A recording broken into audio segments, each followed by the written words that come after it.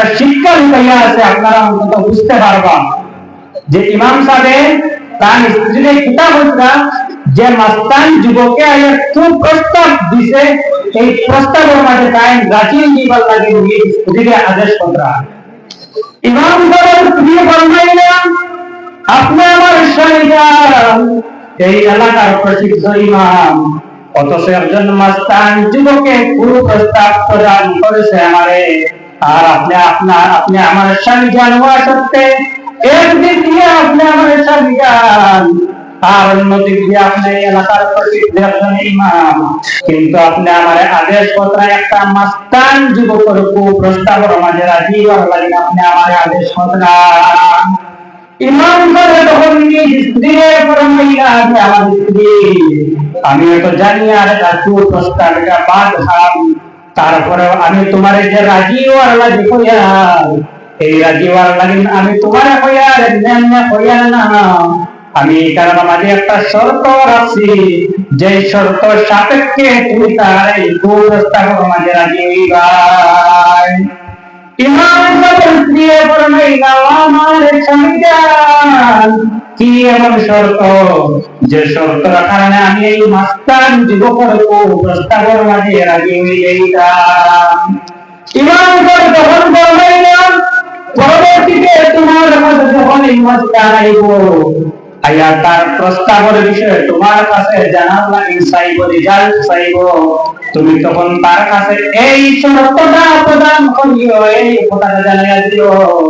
যুবক আমি তোমার প্রস্তাবের মাঝে রাজি আছি, তুমি যদি আমার শর্ত মানো, যেই শর্তটা হইল তুমি আমার এই মসজিদের মধ্যে গিয়া এক টানা 40 দিন জামাতের সহিত নামাজ আদায় করবা। ইমাম সাহেব ওই শর্ত দিয়া দিয়েছেন তার স্ত্রীরে, যে অবৈধ প্রস্তাবের মাঝে কুপ্রস্তাব প্রদান করছে মাস্তানে, তুমি তার এই প্রস্তাবটাকে রাজি করে লাইও, মানি লাইও যে আমি তোমার এই প্রস্তাব মানতে সম্পূর্ণ রাজি আছি, তুমি যদি আমার ওই শর্তটা মানো যে তুমি আমার মহল্লার মসজিদের মধ্যে গিয়া এক টানা 40 দিন নামাজ আদায় করবে। বাবাজি এখন লক্ষ্য হয়ে কথার প্রতি ইমাম সাহেবের স্ত্রী, ইমাম সাহেব আদেশ মতো, স্বামীর আদেশ মতো মাস্তান যুবক যখন তার কাছে তার রিজাল্ট জানার লাগিয়া, তার দেওয়া প্রস্তাবের রিজাল্ট জানার লাগিয়া যখন তার কাছে আইছে, তখন তাই এই শর্তটা তার কাছে প্রদান করেছেন, জীবন আমি তোমার শর্তের মধ্যে রাজি আছি, আমি তোমার শর্ত মানি, তুমি যদি এই শর্তটা মানো তাহলে আমি তোমার দেওয়া প্রস্তাবটারে মানি, তুমি আমরা এই মসজিদের মধ্যে গিয়া একটানা 40 দিন যদি তুমি নামাজ আদায় করতে পারো, তাহলে তুমি যে প্রস্তাব আমার প্রদান করেছো আমি তোমার প্রস্তাবে সম্পূর্ণ রাজি। তখন মস্তান যুবক তার প্রস্তাবে বাস্তবায়ন হওয়ার লাগিয়া ইমাম সাহেবের স্ত্রীরে যে কুপ্রস্তাব প্রদান করলো, এই কুপ্রস্তাব যেহেতু ইমাম সাহেবের স্ত্রী বলছেন আমি রাজি, এই রাজি করানির লাগিয়া তাই যে শর্ত প্রদান করলেন সেই শর্তের মানতে রাজি হইয়া সেও শুরু করে দিল এই মসজিদের মধ্যে গিয়া নামাজ আদায় করা শুরু করে দিল।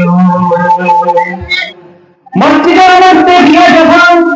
একদিন 2 দিন 3 দিন করে নামাজ আদায় করা শুরু করে দিল, আর এই মসজিদের ইমাম আসলা, যেই মহিলার সে কুপ্রস্তাব করেছে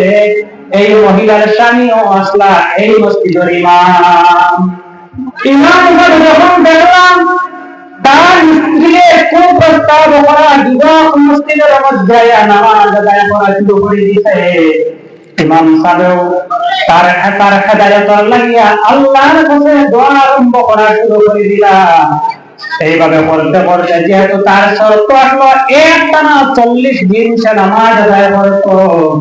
একদিন 2 দিন করে করিয়া যখন 39 দিন যখন অতিবাহিত হয়ে গেল, তখন ইমাম সাহেব তার হেদায়েতের লাগিয়া আল্লাহ তাআলার নাম করিয়া আরম্ভ করলাম, আয় আল্লাহ রাব্বুল আলামিন তোমার তোমার আল্লাহ তুমি তার হেদায়েত আল্লাহ তুমি তোমার বন্দারে তুমি সঠিক শুদ্ধ রাস্তার মধ্যে নিয়ে আও। এইভাবে যখন ইমাম সাহেব তার হেদায়েত আরম্ভ করলাম,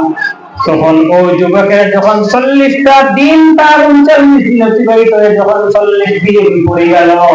তখন যুবকের তার খুব প্রস্তাবার মনের মধ্যে না নিয়া উপস্থিত ইমাম সাহেবের পাওয়ার মধ্যে জড়িয়া পড়ে গেল।